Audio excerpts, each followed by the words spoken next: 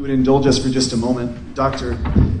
Udin needs to get to the airport, but we did want to present him with this certificate of appreciation for all of his work over these past 5 years. Thank you very much, Doctor, for your persistent support of this cause. Thank you very much. Shalom, see you again. Thank you, ladies and gentlemen, for your continued support. We're going to continue with our next speaker.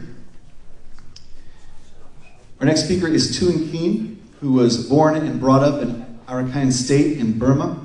His grandfather was a parliamentary secretary during the democratic period in Burma, and although well established and respected alongside a million other ethnic Rohingya, Tuan Keen was not recognized as a citizen of Burma. He is one of the founder members and current president of the Burmese Rohingya organization in the United Kingdom, which has been a leading voice for the Rohingya people around the world. Tuan Keen is the first Rohingya who spoke to the Rohingya issue for the United States Congress in 2010. He's briefed officials on the continuing human rights violations that were committed against the Rohingya populations at the British Parliament, the Swedish Parliament, the Moroccan Parliament, the Canadian Parliament, the European Union's Parliament, the US Senate, US Congress, the State Department, the United Nations Indigenous Forum in New York, and the United Nations Human Rights Council in Geneva. He wrote articles in the British Independent newspaper, the Democratic Voice of Burma, and the Museum of Burmese Medias. Tuan Keen has been a featured speaker on Rohingya's rights for the BBC, Sky, Al Jazeera, and many other outlets. He's also published opinion pieces in the Huffington Post, the Democratic Voice of Burma, and Museum of Burmese Medias.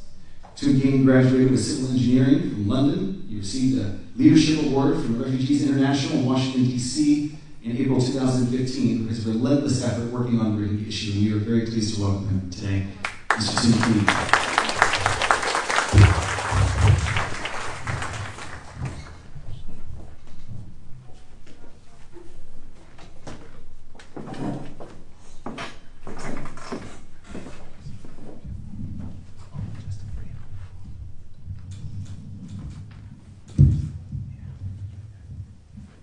Assalamu alaikum. It is a great honor to speak at this event today.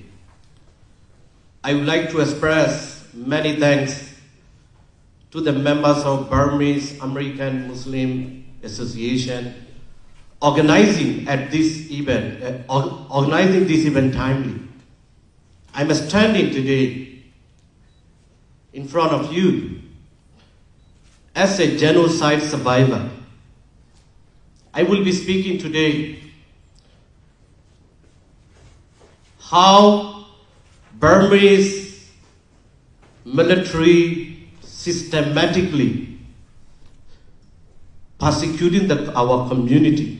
I mean, this genocide is not happening in 2017 August. It's been going on for a long time.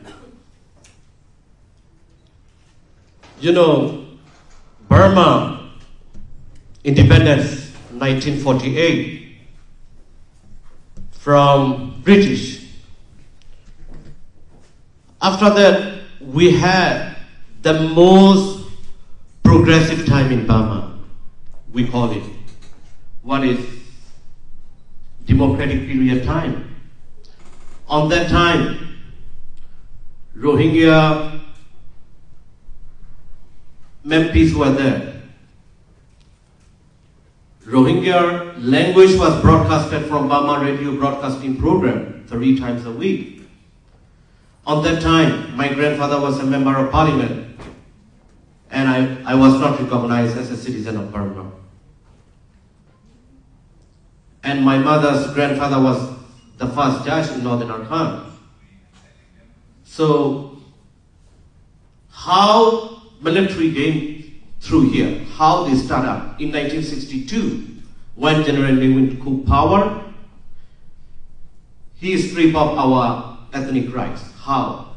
He stopped Rohingya language broadcasting program from Burmese radio broadcasting program, broadcasting. And Rohingya Student Union was there. And Rohingya were participated all the cultural events, all the ethnic events. Like, as you all know, February 12th is Union Day in Burma. With other ethnic groups, Rohingya been participated. And he stopped all those programs. And if you look at 1978, King Dragon Operation, General Lewin started, where many Rohingya village head and teachers, educated people being arrested, and about 275,000 Rohingya fled. We have seen international pressure at that time. On that time, because of international pressure, like what's happening these days, Rohingya were repatriated from Bangladesh, but they did not take as a citizen of Burma. They were repatriated back as a stateless people. And what's happened? 1982, law was introduced by General Lewin. That law deprived basic fundamental rights of the Rohingya. That law violates international customary law. Because of that law, I am not a citizen of Burma. Because of that law, millions of Rohingya in Burma, they are not citizens. So we have seen 1988 uprising in Burma. When 1988, September 18, military coup power again, they stepped up another plan. And 1988-82 law was systematically they implemented 1989. Rohingya, we have, my father and everyone, we had NRC. They taken away our NRC and they given us white card, which is neither citizenship nor foreign. So they started implementing 1982 law. Rohingya were not given citizenship card, which is national security card. And I have seen, I was in Arakan state that time, they started up restriction of movement, restriction on marriage, restriction on education, confiscation of land. When I was in Arakan state, like I couldn't go to one place to another. Like from Butidong to Sitwe, if we need to go, we need to get a pass, it takes like 2 to 3 days. You have to give a bribe. For example, if you want to travel from LA to San Diego, you need to get a pass. Even though your grandfather, your mother, your grandfather, serious illness facing, you cannot visit, you cannot see them. You must get from government authorities, you must get approval. I passed through that. And as a Rohingya, I couldn't go to the university, even though I passed matriculation in Burma.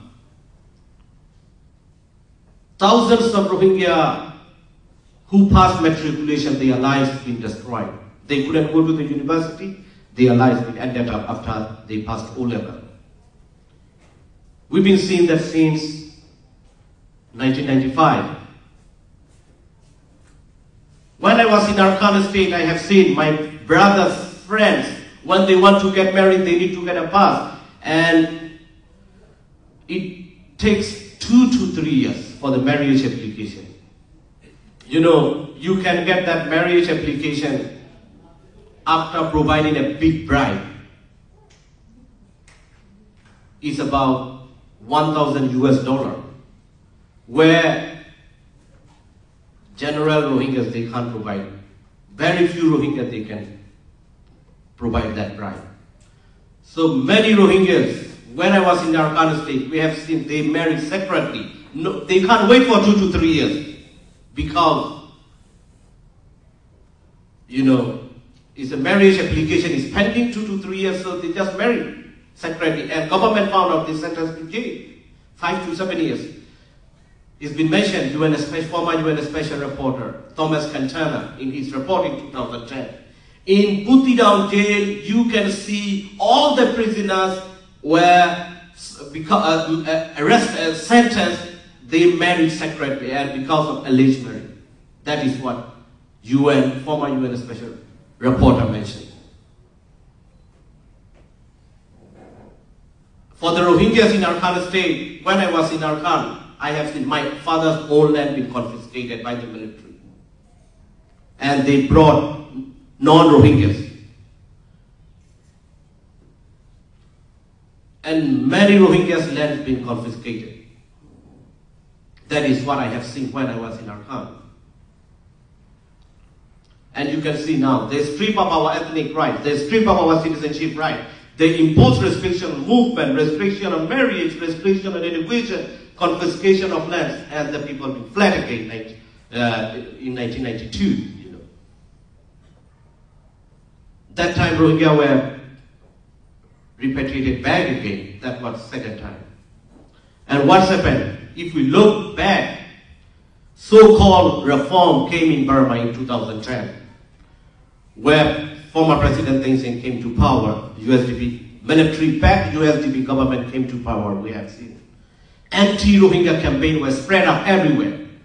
In Sittwe, Butidong, Maungdaw, Mandalay, Rangoon, many cities, anti-Rohingya. These are illegal immigrants. We must drive them out. There is no Rohingya. And they've been released a book which is called Pisama Rawun.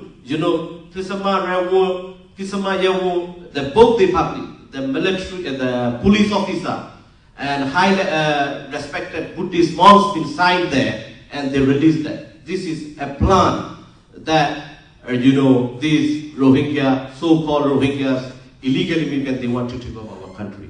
That is the way how systematically they spread up anti-Rohingya campaign. As a result of that, what we have seen in 2012, a state-organized violence by, former military government. And we have seen in Sittwe, 140,000 Rohingya become IDPs. Their houses being burned down, they pushed them to the camps. And humanitarian aid was blocked. If you look further, what's happened on that time? In 2012, July 11, President Thein Sein met, current UN Secretary General. At that time, he was UN High Commissioner for Refugees. When he talked about the solution about Rohingya issue, he said there is no Rohingya in Burma. These are illegal immigrant Bengali people. The only solution is keeping them in the camps and sending them to the third countries. That is the systematic plan of long-time military regime now until today we have seen. So that plan was systematically good. So he mentioned with his own words to current Secretary General, UN Secretary General Antonio Guterres. So if you look at 2014 census, Rohingya was excluded, and 2015 election, the first time in history for the Rohingyas, since 1937, Rohingya were not allowed to vote and not allowed to be a member of parliament. That is what the first time politically Rohingya were not allowed to participate, to vote and to member of parliament. And what's happened in 2016 October, when Rohingya militants attacked, the military post, more than 100,000 Rohingya were driven them out. That time, thousands of Rohingya been killed too.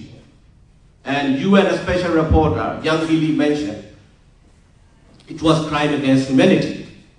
She visited there. And we have looked at what happened this side, NLD government.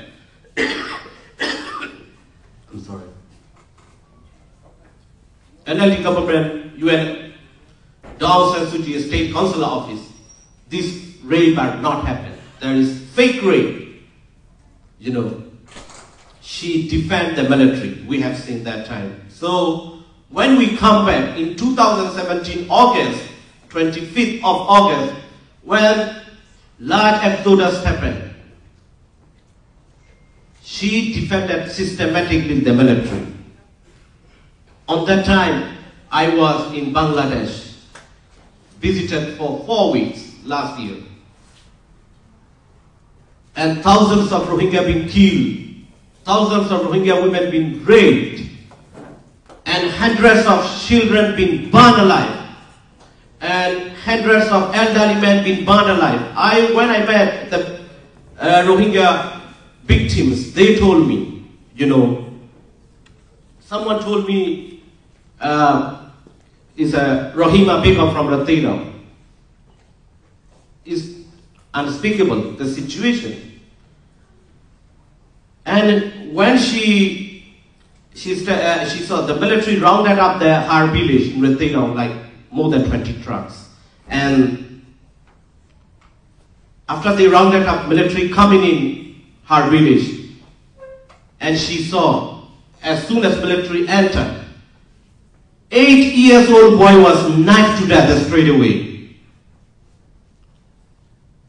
Then the military entered her house. She was raped more than 20 minutes. While she was facing rape, when she was raped by the military, another military was slaughtered her husband. And the other military tried to rape her, and she was managed to run away. She joined with other villages and she came to Bangladesh. And one man told me from Tulatuli. He is about 65 years. And he saw with his own eyes.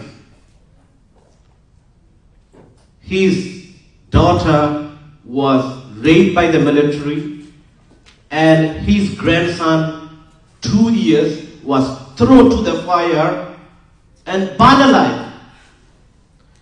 And the other side, his compound is very big. The other side, his son was slaughtered, and he was hiding in one place. He just looking at that.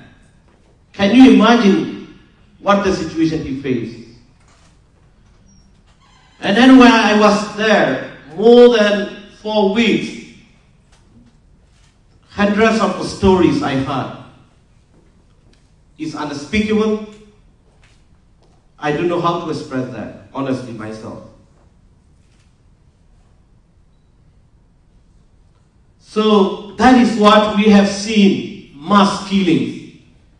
If you look at the genocide, as I mentioned earlier, they strip up our ethnic rights, citizenship rights, and impose restriction of movement, marriage, education, and create popular violence, and burn down our houses, and push us to the camps, and block the humanitarian aid. Finally, in 2017, they did mass killings, Rohingyas. According to some reports, reliable reports from Canada, more than 24,000 Rohingyas been killed. Burmese military and government, I would say here, the Aung San Suu Kyi role. Military and the government, parallelly, systematically, hand in hand, they joined. And of course, this genocide was planned by the military. But NLD government have full responsibility because Aung San Suu Kyi defended the military. Everybody talk about she has no power. She has the power to defend these atrocities not happen. That is what we have seen Aru. And 2017, on her homepage, fake rape. These are fake news. That is how she distributed to the diplomats from her office. And she does not know why these people have been fled. Why I'm talking about, I campaigned for her in 2010 and 2009 and 2008. We campaigned for her release and other political prisoners. Rohingyas being supported more than 30 years for the human rights and democracy for Burma.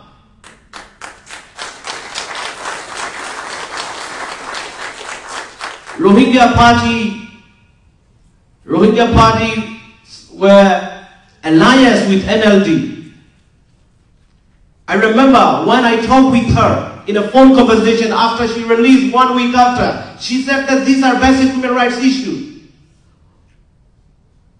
When democracy comes one day, everything will be fine. That is what her own words. So today I'm telling she is no hope for our country because she defends the military. She is not only defending the military as a constitutional issue, she is not raising about, and for the other peace process she is not talking about it. We can't see anything she is progressing for our country. We supported for the human rights and democracy for Burma. It's not about we support Suu Kyi. We as a leader of NLD government, we supported Aung San Suu Kyi. But we supported the system. In Burma, the system is we are supporting the, as a leader of the, the person only. It's not about personal issue. It's about principle. And in Burma today, we have seen anti-Rohingya campaign is still spreading out. Everybody, because of her failure, people are talking about we stand with Suu Kyi. She knows what is happening. But unfortunately, she is taking side of the military. So for the international role, I want to bring out here. Internationally, we have seen Security Council have sat down many times. But we want to see concrete, resolutions from Security Council. We want to see, a stronger action, which is practical action, can provide safety, security, and protection for the Rohingyas in Burma. Of course, we support ICC referral. We've been campaigning for it. We need more to do to support ICC in UN Security Council and other members. Military criminal Myanmar Online, we must bring him to International Criminal Court. We will not forget. For myself, I've been in refugee camps many times. I remember my victims, my brothers and sisters, who told me their story. They say 3 words. We want justice.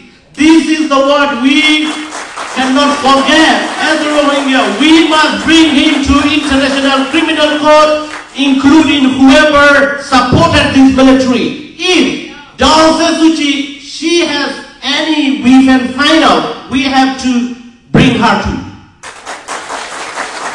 We have to look at how she communicates by writing, because military standing is because of those who government give the order.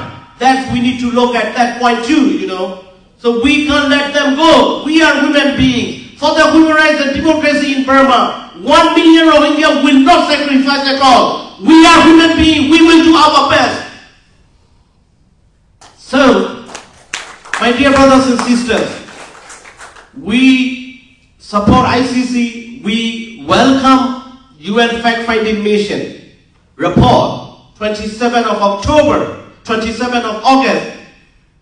It is a historical day for the Rohingya because we've been crying, we've been talking to the international community. This is genocide. Many years, they never listened to us. But finally, UN fact-finding mission found out it's a genocide. So the victims, whatever they say, this is true. We must bring now perpetrators to the ICC. We must bring them to the justice.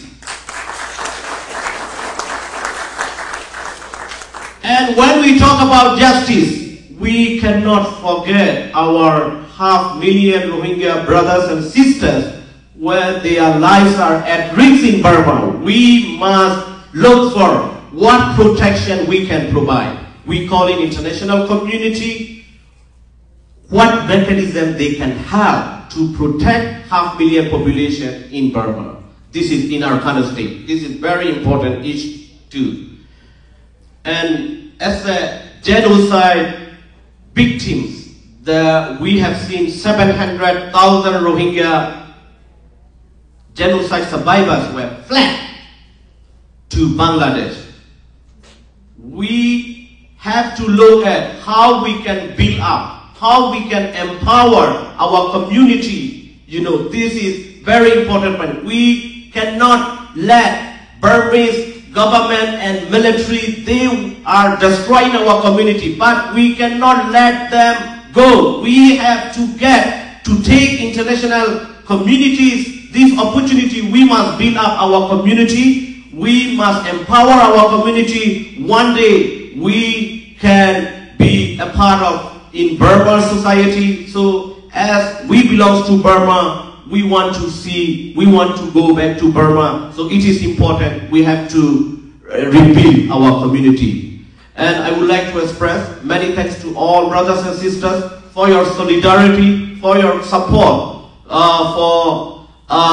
for the Rohingya people. Also, I want to talk about here, when we see this genocide UN fact-finding report, it's not only for the Rohingyas. You know, this is time for other ethnic minorities, our brothers Rakhine, Karen, Shan, Shin, Shan, you know, all the ethnic minorities been facing many years under of this military regime. So it is time for all ethnic brothers and sisters to come forward to work with Rohingyas and to fight for justice for all the victims. Assalamu alaikum. Thank you very much.